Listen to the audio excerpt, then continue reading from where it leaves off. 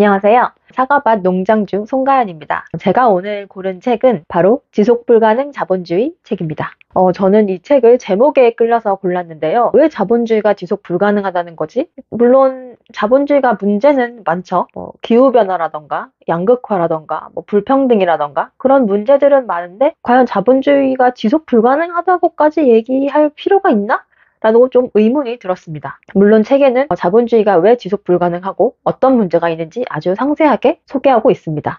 그리고 책은 대안도 소개하고 있는데요. 바로 이 대안이 부제에 있습니다. 기후위기 시대의 자본론인데요. 자본론 하면 마르크스가 떠오르고 사회주의가 떠오르죠. 실제로 이 책은 그런 사회주의를 대안으로 내세우고 있습니다. 과연 자본주의에 대한 비판이 얼마나 적절하고 또 사회주의에 대한 대안이 얼마나 또 그럴듯한지 한번 같이 살펴보도록 하겠습니다. 1장에서는 이 책을 쓰게 된 계기를 설명하고 있습니다. 자본주의를 하니 환경이 많이 오염됐다는 것이죠. 때문에 책을 쓰게 됐다는 것이죠. 2장에서는 이 자본주의 때문에 환경이 오염됐다라고 하면서 이걸 해결하기 위한 대안을 제시합니다. 바로 환경을 생각하면서 자본주의를 하자는 건데요. 요즘 화두인 ESG를 하자는 것이죠. 하지만 저자는 이를 비판하면서 자본주의를 하게 되면 환경이 필연적으로 오염될 수밖에 없다라고 주장을 합니다. 그리고 3장에서는 이를 해결하기 위한 또 대안이 나옵니다. 자본주의를 하면 환경이 오염될 수밖에 없으니 성장하지 않는 자본주의를 하자라고 얘기를 합니다. 하지만 저자는 성장하지 않는 자본주의는 불가능하다라고 하면서 이 주장을 또 반박을 합니다. 그러면서 4장에는 이 저자의 진짜 주장이 나오는데요. 사회주의에 대한 얘기가 나옵니다. 그리고 5장에서는 사회주의에도 여러 분파가 있다라고 하면서 기술 발전을 통해서 그런 사회주의에 필요한 공공재라든지 그런 것들을 다 수급하자라는 주장을 다루는데요. 저자는 이 또한 진짜 사회주의가 나아가야 할 방향이 아니라고 반박을 합니다. 그러면서 6장에서는 이 자본주의와 사회주의를 비교하면서 자본주의가 오히려 더 결핍이고 사회주의가 더 풍요롭다라고 주장을 하고요. 그리고 7장에서는 이 자신이 주장하는 그런 사회주의, 탈성장 사회주의를 하기 위한 여러 구체적인 방법들을 나열을 하고 8장에서는 이들을 잘 실행하고 있는 구체적인 도시들을 나열하면서 책을 마무리하고 있습니다. 그러면 각 장의 내용을 조금 더 세밀하게 들어가 보겠습니다.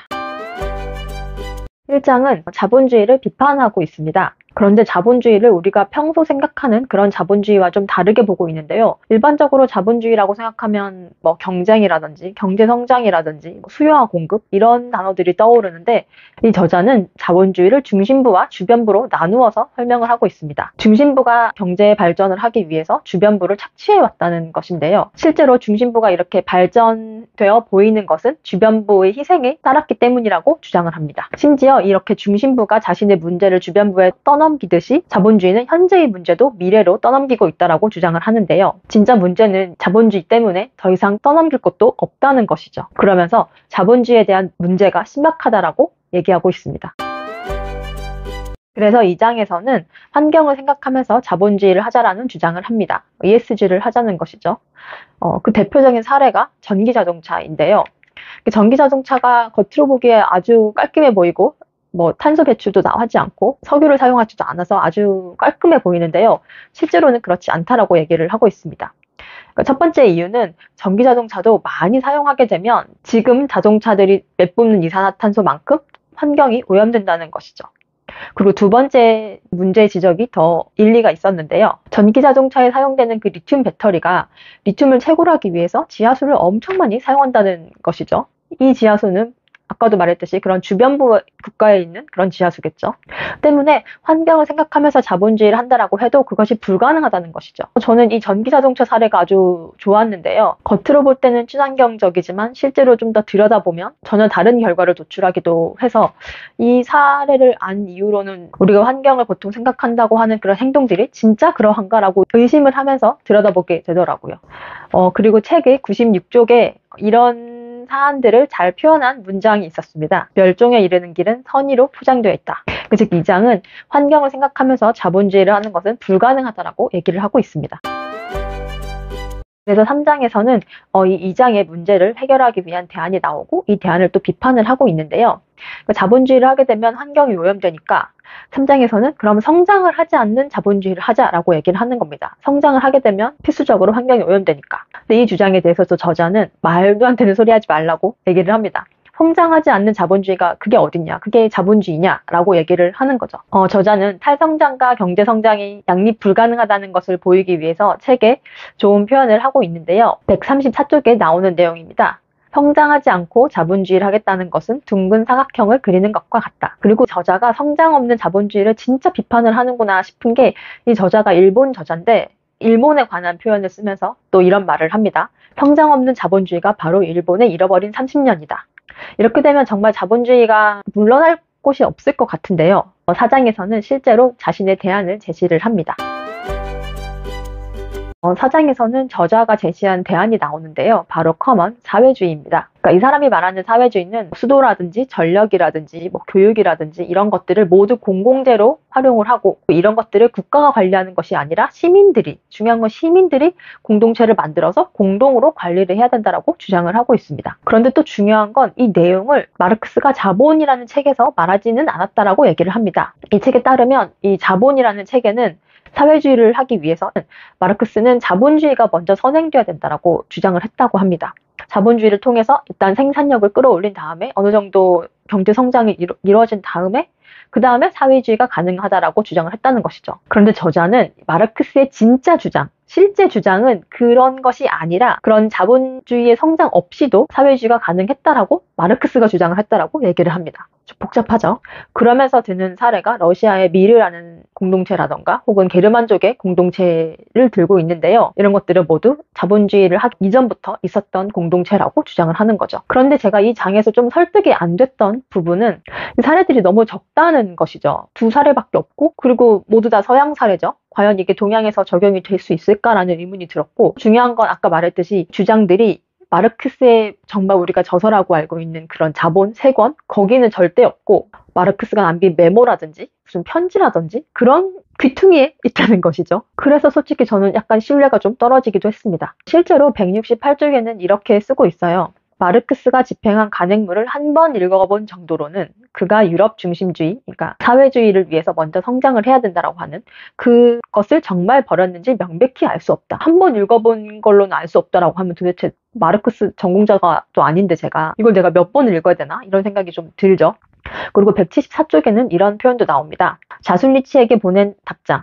이 답장이 이제 마르크스가 눈을 감기 2년 전에 보낸 답장이에요. 답장에는 만년기 마르크스의 진보사관 비판이 가장 명료하게 담겨 있다. 그 편지 덕에 자본 1권이 나오고 14년에 걸친 연구 끝에 마르크스의 견해가 어느 정도 변화했는지 미루어 알 수 있게 되었다. 아니, 사실 그 편지에 마르크스의 사상적 도달점이 담겨 있다 해도 지나치지 않다. 그러니까 마르크스가 쓴 자본론이 아니라 그 죽기 2년 전에 쓴 그 편지 마르크스의 모든 것이 담겨 있다라고 얘기를 하는 거죠.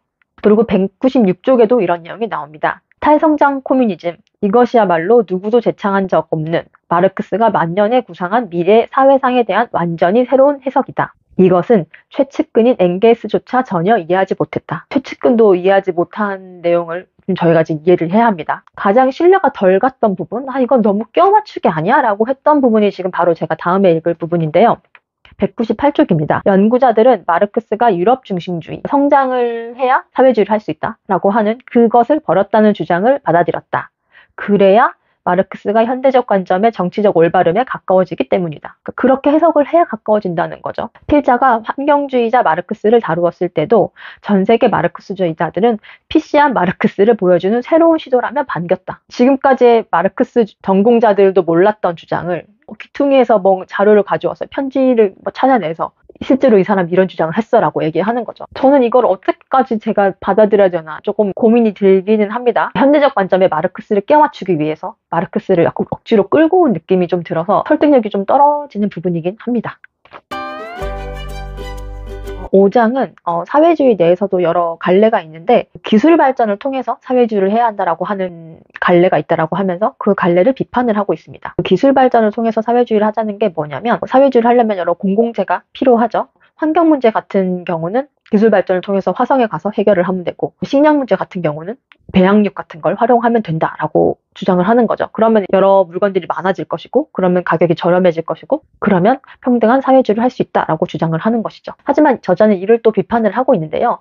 이 장에서도 보셨듯이 이런 무리한 기술 발전 같은 경우는 환경오염을 낳죠. 그리고 또 저자가 비판하는 부분이 이렇게 정말 기술적으로 모든 것을 활용해서 하려고 하면 국가 중심이 될 수밖에 없는데 그러면 또 문제가 생긴다라고 하면서 저자는 이런 모든 것들이 국가가 중심이 되어서가 아니라 시민들이 공동체를 활용해서 시민들 중심이어야 된다라고 주장을 하고 있습니다. 그러면서 이 기술을 활용을 하되 적절하게 활용을 해야 된다라고 하면서 열린 기술과 닫힌 기술을 구분을 하고 있어요.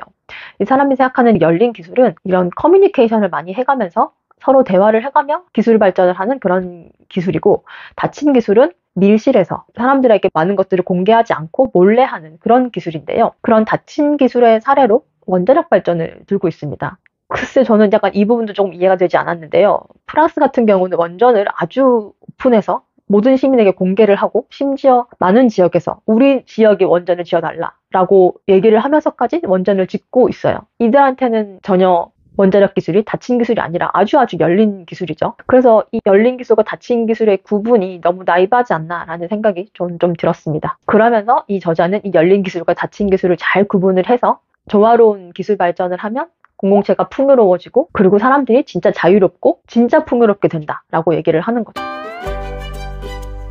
그리고 6장에서는 자본주의와 사회주의를 비교를 하고 있는데요. 원래는 모든 것이 다 사람들에게 열려져 있었으나 자본주의를 하게 되면서 일부 사람이 그것을 독점을 하게 되고 그러면서 그 사람들은 풍요로워졌지만 많은 사람들은 궁핍해졌다라고 얘기를 합니다. 그래서 자본주의가 오히려 결핍에 가깝다는 것이죠. 반면 사회주의는 많은 것을 공동으로 사용하기 때문에 풍요롭다라고 얘기를 합니다. 그러면서 전력이라든지 우버라든지 그리고 코로나 백신까지도 모두 공공재로 사용해야 된다라고 주장을 하는 거죠. 그렇게 되면 사람들이 모든 것이 다 풍요로우니까 자유가 많아지고 여유로워진다라고 얘기를 합니다. 그런데 저는 약간 이 부분이 또 이상했어요. 이렇게 많은 사람들이 여유롭고 자유롭고 쉴 거 다 쉬고 하면은 우버는 누가 만들고 코로나 백신은 누가 만드냐는 거죠. 백신 같은 것도 만드는데 꽤 오랜 시간이 걸리죠. 하지만 이번에 뭐 제도도 많이 완화를 하고 많은 절차를 생략해서 정말 연구자들이 열심히 노력해서 1, 2년 만에 백신을 만들었잖아요. 근데 실컷 만들고 나서는 이제부터 그 공공재로 할 거야 라고 하는 게 저는 좀 어이가 없었어요. 실컷 만들었는데 공공재로 한다라고 하면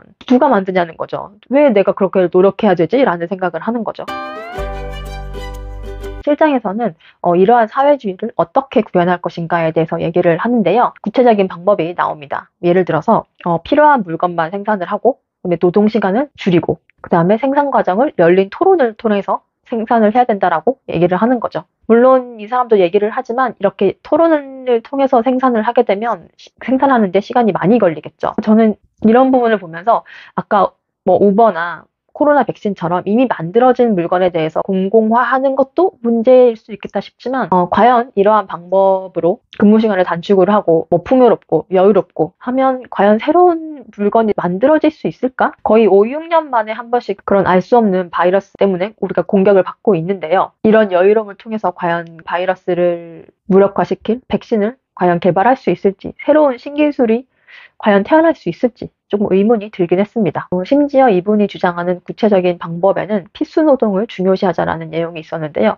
그건 1차 산업으로 돌아가자는 거죠. 산업이 회귀를 하는데 과연 신기술이 나올 수 있을까라는 의문이 더 들긴 했습니다. 8장에서는 이러한 사회주의를 잘 실천하고 있는 두 도시를 사례를 들고 있는데요. 스페인의 바르셀로나와 남아공입니다. 먼저 바르셀로나는 도시 공간을 녹지화를 하고 식량 같은 걸 자급자족을 하고 전력도 재활용을 잘 하고 이런 활동들을 아주 많이 하는 거죠. 이걸 모두 시민들이 자발적으로 하고 있는데요. 이렇게 될 수 있었던 건 스페인이 사회적 협동조합이 워낙 잘 발달되어 있는 곳이라고 합니다. 그리고 남아공 사례를 들고 있는데요. 남아공에서 식량 주권 운동이 일어났다라고 해요. 이럴 수밖에 없었던 게 남아공은 이 백인 중심의 20%의 농가가 식량 생산의 80%를 차지하고 있다라고 합니다. 그럼에도 불구하고 기하율은 26% 정도로 꽤 높았고요. 그래서 시민들이 지역 NGO를 만들어서 이런 식량 자급 문제를 자율적으로 해결을 했다라고 합니다. 그리고 이 저자의 결론이 351쪽에 나오는데요. 전문가와 정치가의 하향식 통치에 지배당하지 않으려면 시민이 참여하게끔 주체성을 기르고 시민의 의견이 국정에 반영되는 과정을 제도화해야 한다. 여기까지가 책의 내용인데요. 이런 자본주의에 대한 비판과 사회주의에 대한 지지를 어떻게 받아들이셨는지 궁금한데요. 저는 읽으면서 자본주의에 대한 비판은 아주 설득력이 있었습니다. 전기자동차 사례도 좋았고, 그리고 자본주의를 다른 시각으로 보게 했어요. 다른 기사나 책을 읽을 때도 진짜 이럴까? 라고 한 번 더 생각해 보게 되더라고요. 그런데 사회주의에 대한 이런 지지는 솔직히 저는 설득이 되지는 않았어요. 물론 저자는 사회주의의 장점을 아주 많이 나열을 하고 마치 사회주의를 하면 모든 것이 해결될 듯 얘기를 하지만 과연 그럴까라고 의심이 들기도 하고 지속성도 좀 의문이 들기도 했습니다. 하지만 이 책은 자본주의에 대한 비판 부분은 아주 설득력이 있었다라고 평가하고 싶습니다. 그러면 다음 시간에 다른 책으로 뵙겠습니다.